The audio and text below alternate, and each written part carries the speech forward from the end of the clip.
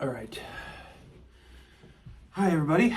I'm filming inside today because it's really gross outside and I think it might rain because I live in the UK and it's disgusting outside all the time, every day. It's gray and gross. If you live in the UK, you just live in various shades of gray and maybe some blue from time to time. But yeah, so I have been reading this book, Stoner, by John Williams. I have seen it on like book talk lists and of like, it has a little tag of the greatest novel you've never read. I'm seeing it on like BookTube and stuff. I don't know if this is gonna be like a book. I don't know. It's like a BookTube video or whatever. I don't know. But I just really wanted to talk about this. I'm only a couple chapters in, and it's already made a pretty profound impact on me. Just in the first chapter, I think, because the whole story is about William Stoner, who's this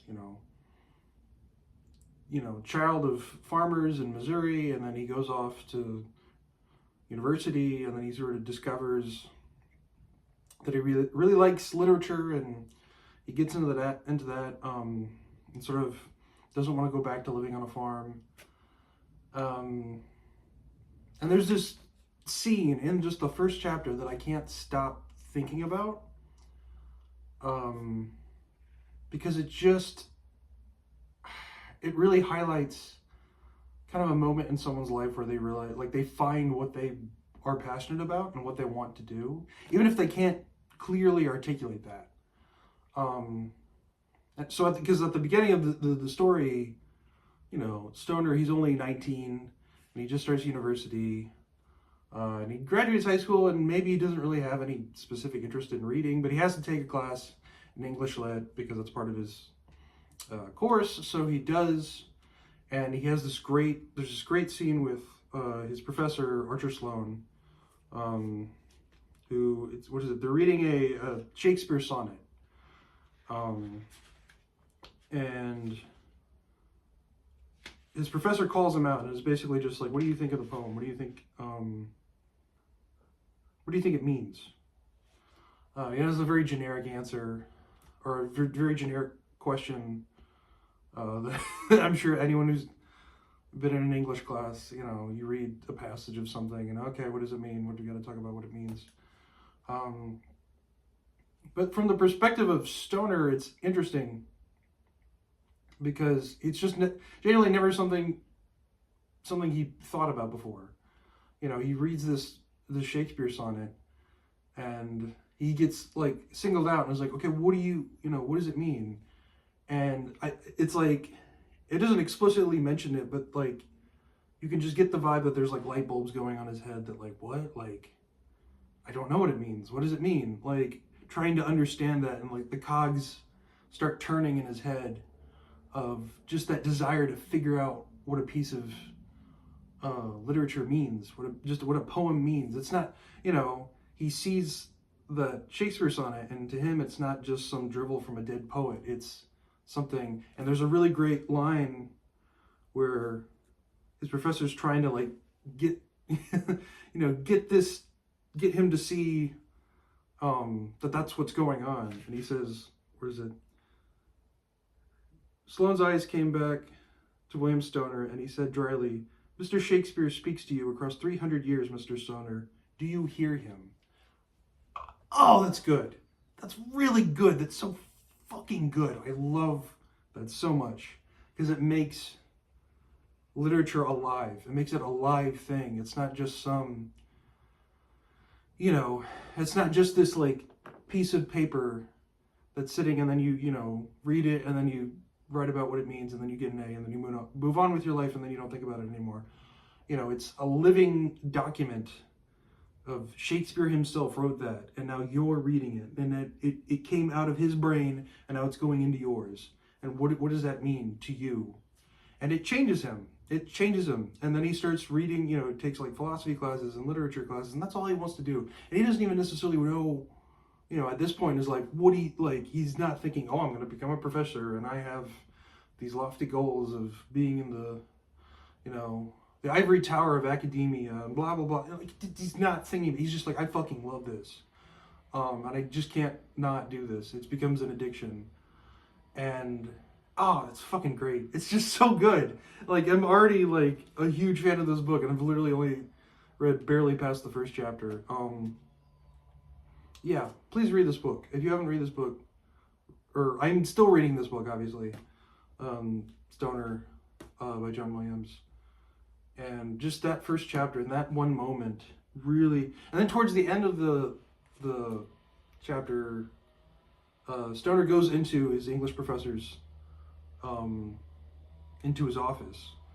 And Sloan, Professor Sloan, kind of like confronts him a little bit and is like, okay, you're changing this, you know, I think he changed his course to English from agriculture, and he's like, okay, like, you know, do you want to be a professor? Do you want to do that? And it's this great moment where he's just like, I don't know, I haven't thought that far ahead. I haven't thought that before. All he knows really is that he's like, he doesn't want to go back to his farm.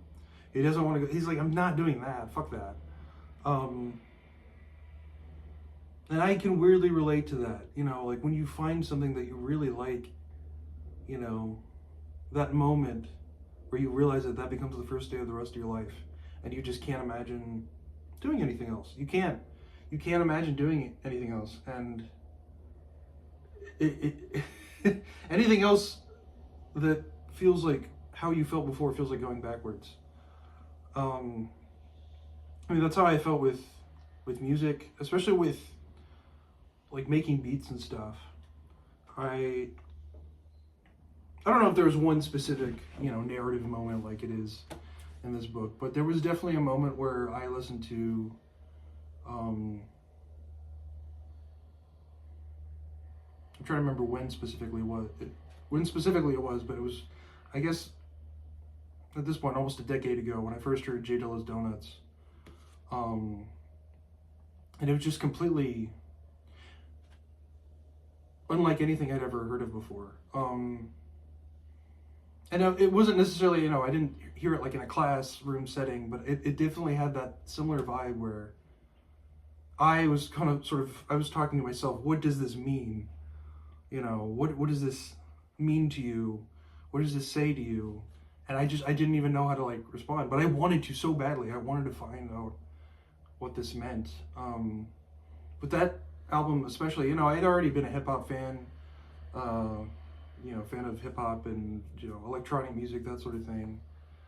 And but then the second I heard that, it was just unlike anything I'd heard of before. And I couldn't, once I heard that, then I like, it shifted my entire understanding of reality. I was like, I have to understand this. Because if I understand this, everything else in my life will somehow make more sense. I think with a lot of like creative endeavors, it's kind of like that. When you find another piece of music that really affects you in that way, or a piece of music or piece of art or literature or whatever, or film or video games, I don't know, you're like, I have to change what I'm doing in my life, because I have to, if I could make anything that is even remotely as good as that, then I will be happy. Then I will just be totally content. Then I will feel fulfilled. That I have a purpose, you know, that I can make something that goes on, that sort of lives beyond me, that transcends me. Yeah. This is all just coming from reading a single chapter of this book. So it's fucking good. It's really good.